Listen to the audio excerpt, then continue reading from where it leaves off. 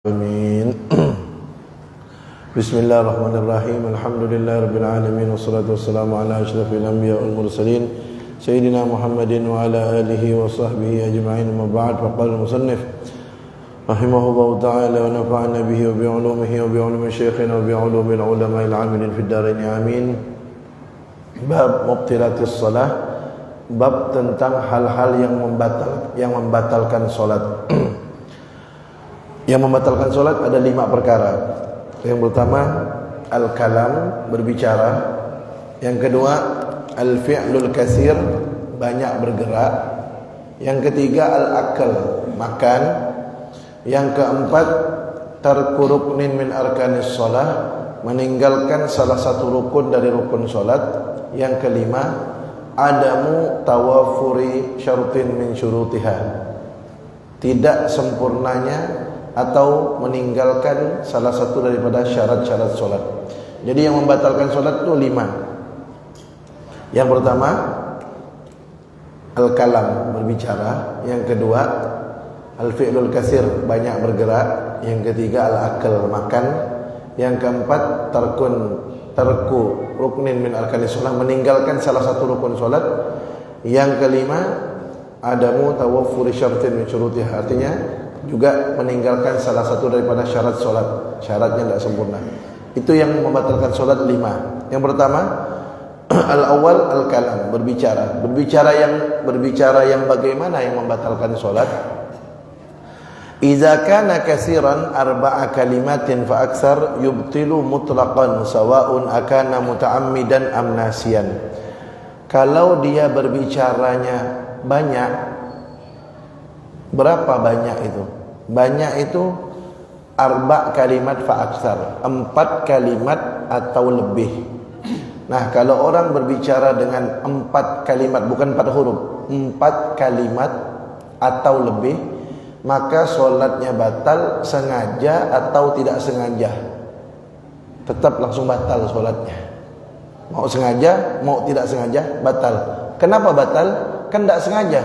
Karena banyak, 4 kalimat atau lebih. Apa contohnya?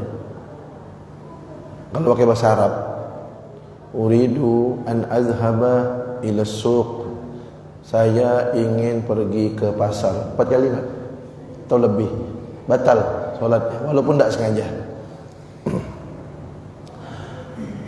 Kalau tidak sampai 3 kali, kalau tidak sampai 4 kalimat bagaimana?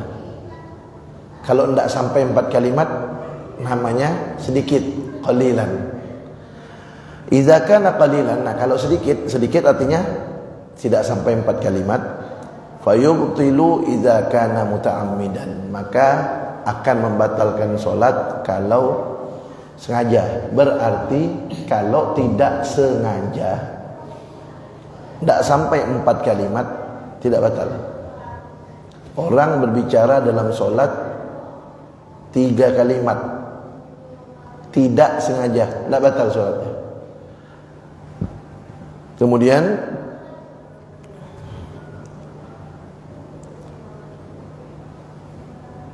dia kalau berbicara 3 kalimat tidak batal, itu ada 3 golongan. Yang pertama idza kana nasyan, kalau dia lupa. Ada orang lagi sholat berbicara tapi cuma 3 kalimat, lupa, tidak batal. Atau yang kedua idza kana jahilan, dia tidak tahu hukum. Dia tidak tahu hukum kalau itu dilarang dalam sholat, maka juga tidak batal sholatnya. Nah, tapi di sini dijelaskan orang yang jahil itu, jahil artinya tidak tahu hukum, dia berbicara dengan 3 kalimat tidak batal sholatnya karena tidak tahu siapa itu. Di sini disebutkan bi an kana qariba ahdin bil Islam au nasya'a bi badiyatin ba'idatin anil ulama. Nah, jadi orang yang dimaafkan dalam Islam itu kalau tidak tahu hukum, tidak batal ibadahnya, tetap sah. Itu cuma 2 golongannya. Satu yang hidup baru masuk Islam, mu'allaf, salah solatnya karena tidak tahu, dimaafkan, baru masuk Islam. Yang kedua, dia hidup di pedalaman yang tidak ada ulama, tidak ada dia dapat ilmu agama, tidak sampai ilmu agama kepada dia, itu juga dimaafkan. Berarti kalau kita tidak dimaafkan, berarti kalau ada di antara orang yang tinggal dia bukan mu'allaf dan dia tinggal bukan di pedalaman, artinya di sekitar dia banyak ulama, banyak kiai, banyak ustadz, banyak majelis taklim, dia sholatnya masih salah, tidak dimaafkan, dosa dia. Kalau dia alasan, kan tidak tahu beb, belum belajar, ente mu'allaf, bukan, dia tinggal di pedalaman, jauh dari ulama, bukan, tidak dimaafkan. Yang dimaafkan cuma dua aja, kecuali dia sudah mulai belajar, dia sudah mulai ikut majelis taklim, tapi masih salah sholatnya. Kenapa? Dia udah belajar tapi belum sampai ke situ babnya, akhirnya dia tidak tahu salah. Nah itu dimaafkan. Kenapa? Dia tidak tahu dan dia udah berusaha belajar, cuman belum sampai babnya gitu.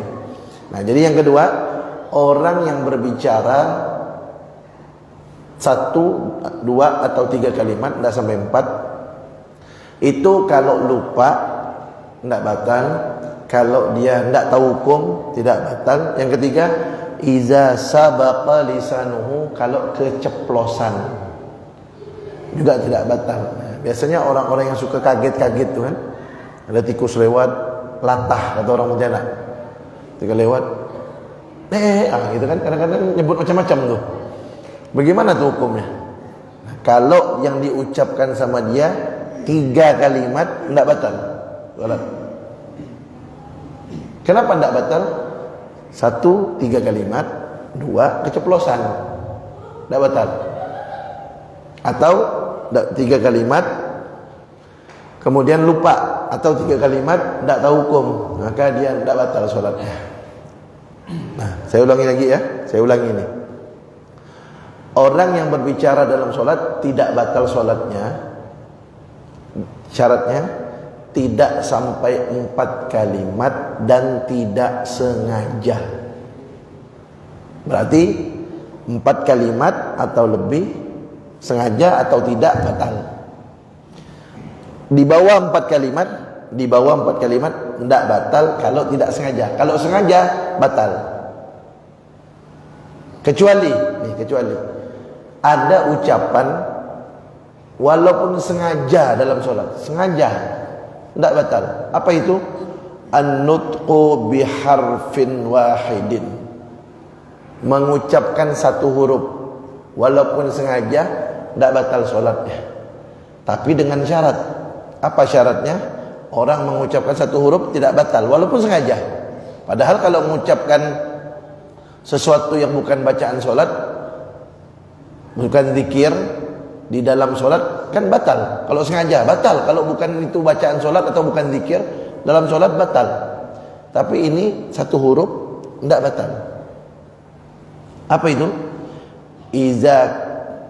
Dia syaratnya, orang mengucapkan 1 huruf tidak batal itu syaratnya ada 3. Kalau 1 huruf tapi dia tidak mencukupi syarat, maka batal juga sholatnya. Jadi 1 huruf bisa membatalkan sholat. Padahal 1 huruf itu kalau sengaja tidak batal sholatnya, tapi bisa membatalkan 1 huruf. Idza kanal harfu mamdudan, kalau 1 huruf tapi dipanjangkan. Contoh, batal sholatnya. 1 huruf tapi dipanjangkan, batal. Berarti kalau 1 huruf tidak dipanjangkan, tidak batal sholatnya. Jadi 1 huruf kalau dipanjangkan batal. Atau 1 huruf iza kana mufhiman, 1 huruf tapi bisa difahami, batal juga sholatnya. Ada enggak 1 huruf tapi bisa difahami? Kalau bahasa Arab ada bahasa Arab itu 1 huruf. Contohnya qi, pakai qaf. Qi itu kalau bahasa Arab artinya jagalah. Cuma 1 huruf. Kalau dalam istilah bahasa Arab itu namanya fi'il amr, kata perintah. Ada orang lewat depan kita, anak kita mau jatuh, kita bilang sama dia, "Qai, batal tak solatnya?" Batal. Kan satu huruf, iya, tapi ada artinya, batal solatnya. Jadi kalau satu huruf dipanjangkan atau ada arti, batal. Atau yang ketiga, idza kana biqasdil la'ib, kalau dia tujuannya main-main, batal solatnya. Ada orang lewat A, ada orang lewat O, batal. Kan satu huruf, tidak punya arti. Batalnya karena dia main, itu batal. Nah, kesimpulan, saya ulangi lagi ya, pahami. Kalau berbicara dalam sholat, ingat nih, 4 kalimat ya, 4 kalimat atau lebih, sengaja tidak sengaja, batal. Di bawah 4 kalimat tidak batal kalau tidak sengaja. Apa contohnya tidak sengaja? Lupa, tidak tahu hukum, keceplosan. Itu kalau cuma 3 kalimat, tidak sengaja, tidak batal. Terus kalau sengaja, bagaimana? Sengaja udah jelas batal. Kecuali kalau sengajanya cuma satu huruf, tidak batal. Itu pun kalau satu hurufnya tidak dipanjangkan, kemudian tidak punya arti dan bukan niat main-main. Nah, itu pembahasan tentang berbicara yang membatalkan sholat. Kemudian kalau orang berbicara dalam sholat pakai Quran, bacanya dia berbicara pakai Quran. Contoh, anaknya lewat, misalnya dia lagi sholat, dia nyuruh anaknya ngambil adiknya yang lagi main, tapi dia pakai bahasa Al-Quran. Ya Yahya khudhil kitaba biquwwah. Itu kan ayat Al-Quran itu. Ya Yahya khudhil kitaba biquwwah, artinya wahai Yahya, ambillah kitab itu dengan kuat. Maksudnya dia tuh ambil tuh adiknya gitu, tapi dia pakai bahasa Al-Quran. Nah, bagaimana tuh hukumnya? Itu hukumnya, kalau dia niat baca Al-Quran, tidak batal. Atau yang kedua, kalau dia niat baca Al-Quran dan mengingatkan, juga tidak batal. Tapi kalau yang 3 sama keempat ini batal. 1, 2 tidak batal.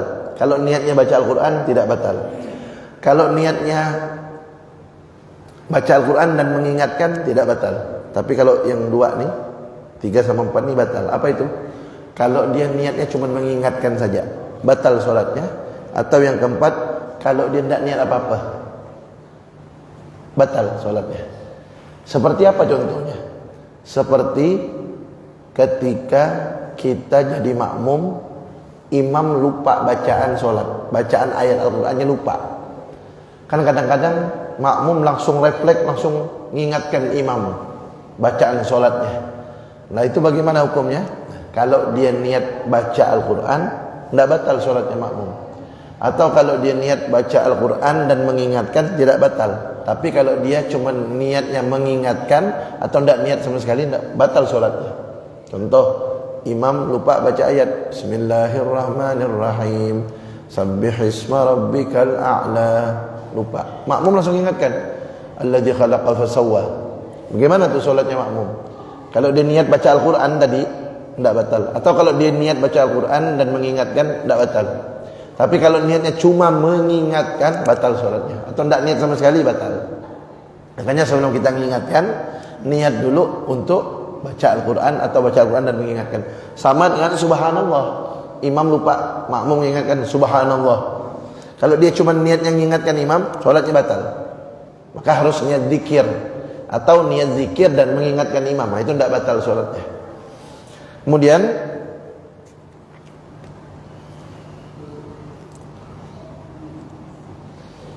berdehem itu bagaimana hukumnya? Nah, kalau berdehem muncul 2 huruf, kalau muncul 1 huruf kan udah jelas tidak apa-apa. Tadi udah dibahas 1 huruf tidak apa-apa. Yang penting jangan sengaja. Apa yang penting bukan niat main-main. Tidak apa-apa kalau 1 huruf. Kalau 2 huruf bagaimana? Berdehem kan keluar kan 2 huruf. Hak sama mim keluar. Itu bagaimana hukumnya? Nah, di sini disebutkan idza kanatil qiraah wajibah kal Fatihah aw tasyahhudil akhir jazat tanahnuh.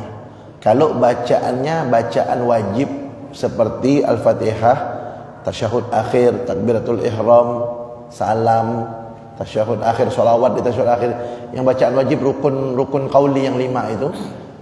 Kalau itu sakit tenggorokannya kemudian dia berdehem, keluar 2 huruf, tidak batal sholatnya. Idza kanat ghaira wajibah, tapi kalau bukan bacaan yang wajib, fala yajuz, tidak boleh. Tapi menurut Imam Ibnu Hajar boleh. Nah, jadi kalau dia bukan bacaan yang wajib, apa contohnya bacaan yang bukan wajib? Seperti baca surah selain Fatihah, kan sunnah. Lagi baca surah, sakit tenggorokannya, dia gini, tidak boleh, batal sholatnya, keluar 2 huruf. Dan itu bukan bacaan yang wajib surah. Apalagi contohnya? Awil kunut, dia berdehem, keluar 2 huruf, batal. Kecuali ini disebutkan, wa inda Ibnu Hajar jawazut tanahnu lil jahri bi takbiratil iddiqalat indal haja ila sama'il ma'mumin. Nah, kecuali satu saja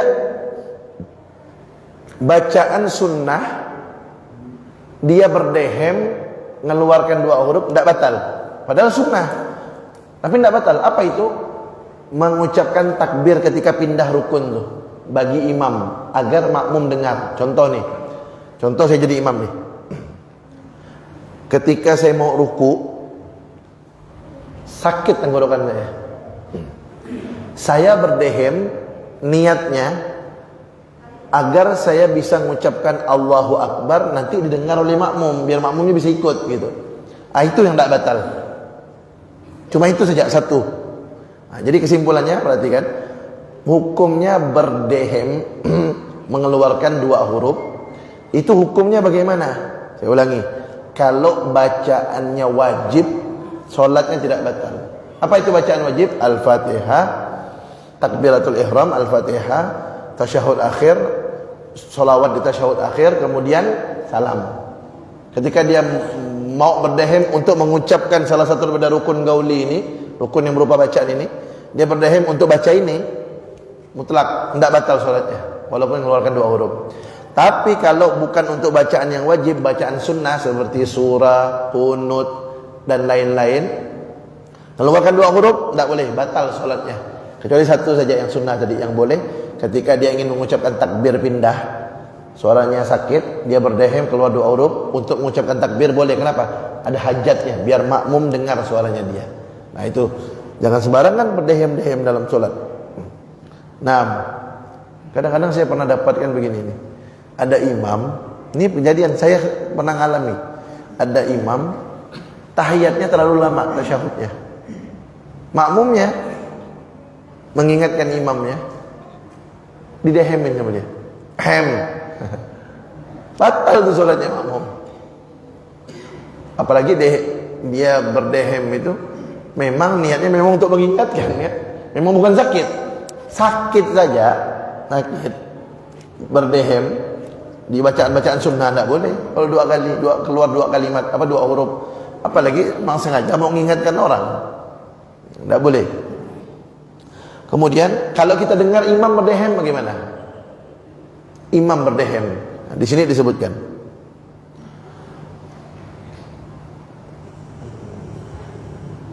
tuh, lau tanahnahal imam. Nah, kalau imam yang berdehem, fa dhahara minhu harfani, keluar 2 huruf, fa hal yajibu 'alal ma'mum mufaraqatuhu? Apakah makmum harus membatalkan sholatnya atau pisah dari imam? Imam berdehem, keluar 2 huruf, keluar ha sama mim. Makmum harus memisahkan diri tidak? Disebutkan la yajib, tidak wajib makmum memisahkan dirinya. Kenapa? Lihtimali uzrihi, karena bisa jadi imam itu ada halangannya. Kenapa dia sampai berdehem? Apa contohnya? Dia mempunyai halangan memang harus berdehem, tidak bisa. Ini diantara contohnya. Kaghalabatin, ghalabah, tidak sengaja dia berdehem. Udah tidak kuat, udah terlalu gatal di sininya dengan dengan dahak, tidak mampu, keluar sendiri suaranya. Nah, itu bisa jadi kan, bisa jadi seperti itu. Aunisyanin, atau imamnya lupa. Nah, jadi berarti begini, kalau kita makmum mendengar imam berdehem keluar 2 huruf, jangan batalkan jangan pisah dengan imam, jangan mufaraqah, jangan pisah. Kenapa? Bisa jadi imam itu tidak sengaja keluar sendiri itu dehemnya, atau bisa jadi dia lupa, husnudzon aja, prasangka baik. Ya. Nah, tapi kalau imamnya berdehem karena mau bacaan wajib tadi, itu sudah jelas kan, tidak apa-apa. Kan sudah jelas tidak apa-apa kalau bacaan wajib.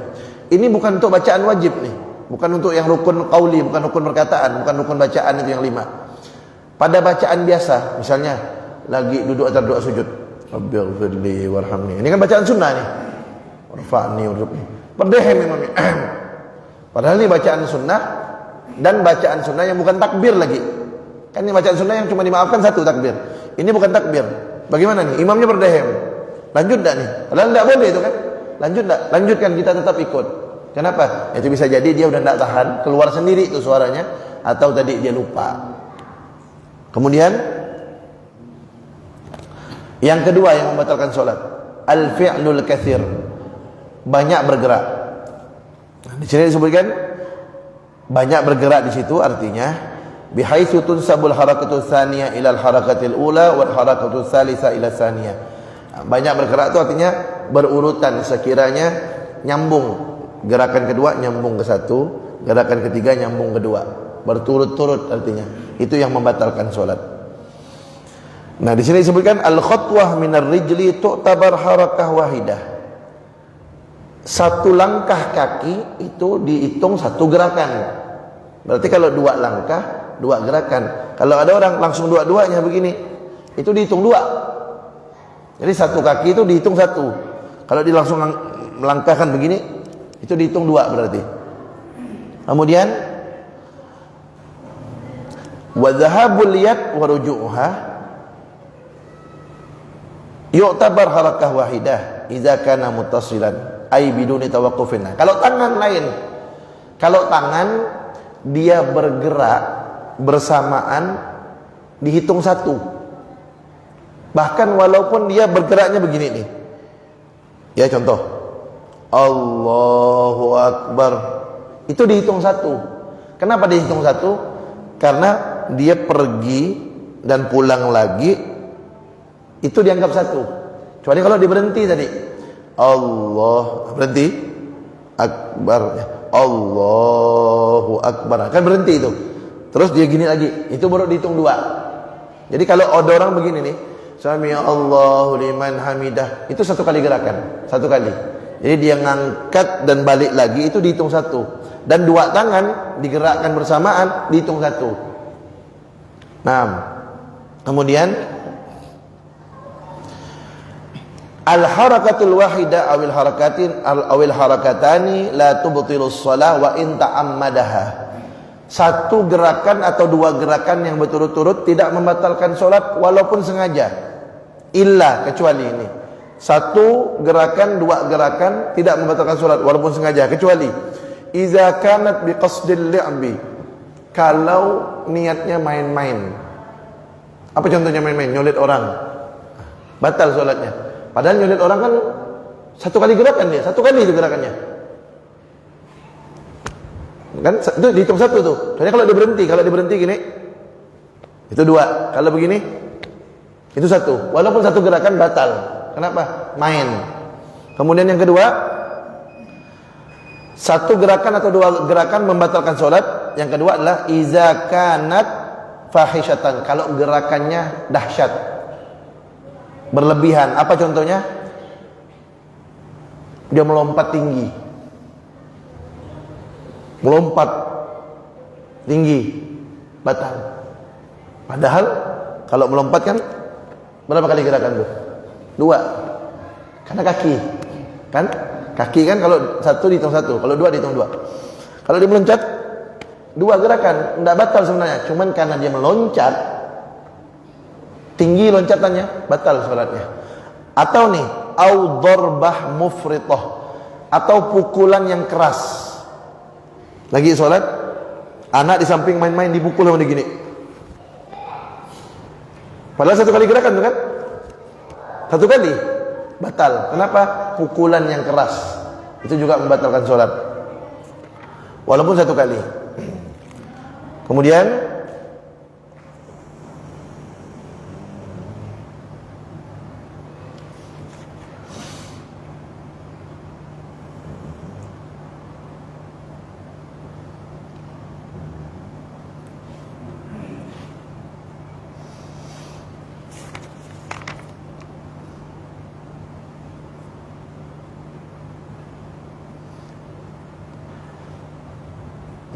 ini. Jadi, ini penting nih. Jadi, orang yang gerakannya dua kali berturut-turut tidak membatalkan sholat kan? Kecuali kalau main atau parah gerakannya, satu atau dua. Terus, kalau dia udah dua kali gerakan, berhenti, kemudian bergerak lagi. Nah itu jaraknya berapa jaraknya? Nih, saya kasih contoh. Saya bergerak nih. Kan dua kali. Kapan saya boleh bergerak lagi? Karena kalau saya bergerak lagi ketiga kan bisa batal nih. Nah ini di sini disebutkan biqadril baqiyatis sholihat. Jadi antara harakat kedua biar tidak batal, kalau dia mau gerak lagi yang ketiga biar tidak batal, itu minimal dia kasih jedah seukuran bacaan subhanallah walhamdulillah wala ilaha illallah wallahu akbar. Berarti begini nih contoh, muka saya gatal misalnya, kanan kiri gatal, saya garuk sebelah kanan dulu, subhanallah alhamdulillah wala ilaha illallah wallahu akbar, baru saya boleh gerak lagi. Tidak harus baca, tidak perlu dibaca, bukan harus baca dia, tapi ukurannya seukuran itu.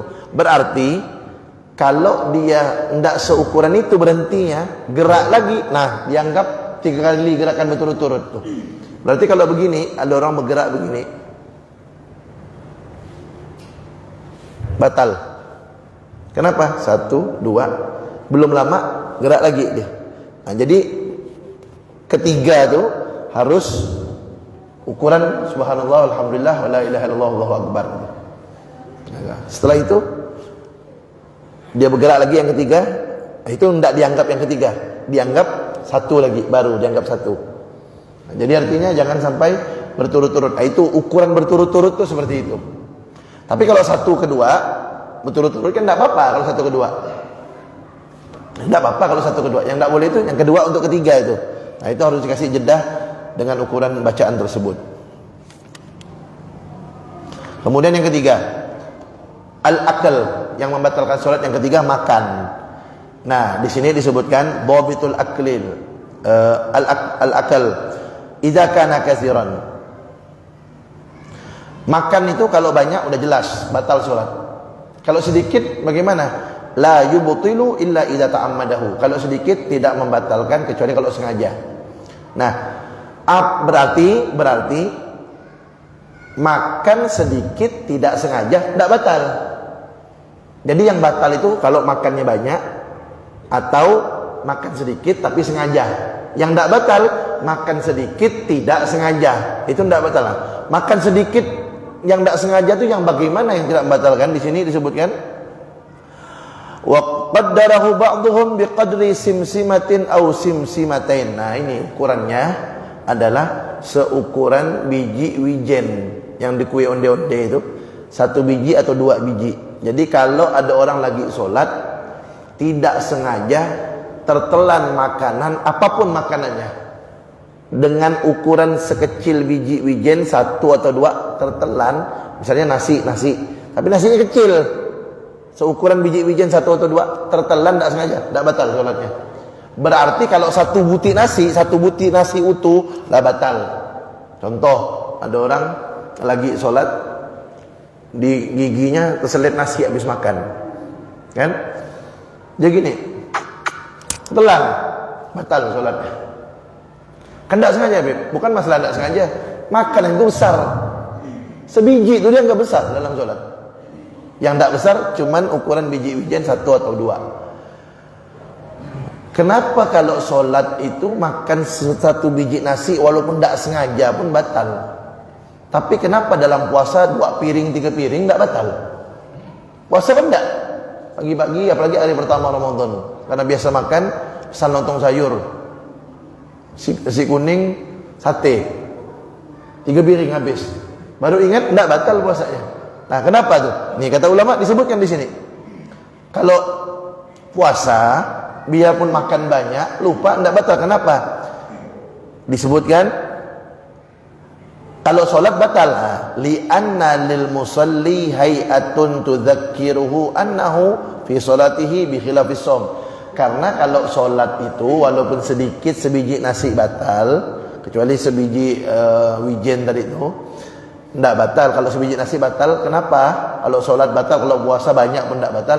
Karena kalau sholat itu orang itu dia diingatkan dengan gerak-gerik sholat. Dia tahu, dia sadar lagi posisi sholat, lagi dalam keadaan sholat, karena ada gerakannya. Kalau puasa kan tidak ada gerakannya.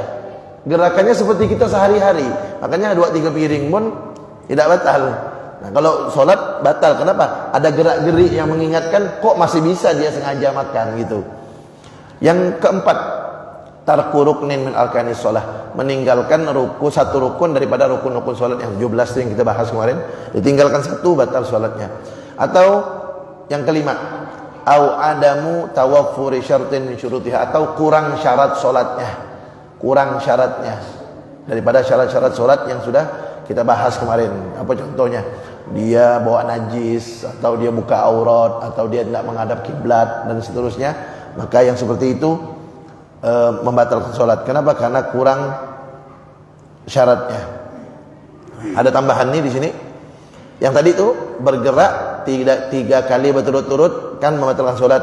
Kalau 1 kali atau 2 kali gerakan tidak membatalkan sholat. Tapi ada pengecualian. Ada pengecualian, bergerak 3 kali berturut-turut tidak batal sholatnya. Apa itu? Di sini disebutkan, iza kanatil haraka bil a'dha'il khafifah, jika yang bergerak itu anggota yang kecil, anggota yang ringan. Di sini disebutkan apa itu contohnya anggota yang kecil? Bibir. Bibir digerakkan 1000 kali pun tidak apa-apa. Tidak apa-apa. Yang penting jangan lihat main-main ya. Apalagi al-udhun, telinga. Yang bisa gerakkan telinga, digerakkan lebih dari 3 kali tidak apa-apa. Misalnya telinganya gatal, dia tak kuasa mau garuk pakai tangan, digerakkan sendiri sama dia telinganya, tidak batal. Wal lisan, lidah, lebih dari 3 kali tidak apa-apa. Kemudian wal zakar, zakar, kemaluan laki-laki. Yang penting jangan lihat main-main ya. Wal jafnu, jafan nih, kelopak mata, matanya kelilipan debu, dia gini-gini, tidak apa-apa. 3 kali gerakan lebih berturut-turut tidak apa-apa. Nah, itu di antara contoh. Itu di antara contoh yang 3 kali gerakan berturut-turut tidak batal. Apa? Yang pertama, anggota badan yang kecil. Yang kedua, juga 3 kali gerakan berturut-turut tidak batal. Apa contohnya? Iza kanat bi ghairi ikhtiyarihi kasyiddati bardin, jika dia bergerak anggota badannya 3 kali berturut-turut atau lebih bukan kemauan dia, seperti sangat kedinginan, dia sholat lagi musim dingin, tidak batal. Kenapa? Bukan dia yang menggerakkan. Yang ketiga, 3 kali gerakan berturut-turut tidak batal. Yang ketiga adalah iza kana mubtalan bi jarabin wa lam yaqdir ala sabri anil haqqi. Jika dia ditimpa penyakit gatal, yang sangat gatal, yang tidak tahan dia, kalau tidak digaruk, betul-betul tidak tahan dia, darurat, akhirnya digaruk sama dia. Dan digaruk sekali 2 kali tidak bisa. Kalau masih bisa sekali 2 kali, kali 2 kali. Contoh, gatal tidak mampu di kakinya, dia garuk, kan begini kan bisa nih. Nah, kalau begini, kalau jari ini diantara anggota badan yang kecil, 1000 kali pun tidak apa-apa gini. Tapi kalau panjang, gatalnya panjang, harus garuk begini. Usahakan kalau bisa 2 kali gerakan dulu, berhenti ya gini. Tapi kalau tidak bisa, betul-betul mengenyam potong pontianak tu, betul-betul tak mampu dia, itu dimaafkan. Kenapa? Karena memang penyakit kan. Tapi kalau masih bisa tidak 3 kali gerakan berturut-turut, diusahakan dulu. Kemudian yang keempat, nah ini yang keempat, 3 kali gerakan tidak batal. Yang keempat adalah idza kanat fi salati syiddatil khauf. Kalau solat dalam keadaan sangat mencekam. Nah, ini dulu zaman Nabi benar. Artinya dalam keadaan perang. Dalam keadaan perang. Perang panjang perangnya sampai melewati waktu-waktu solat. Solat dalam keadaan ini sudah ketemu musuh. Musuh sudah ketemu, sudah berhadapan.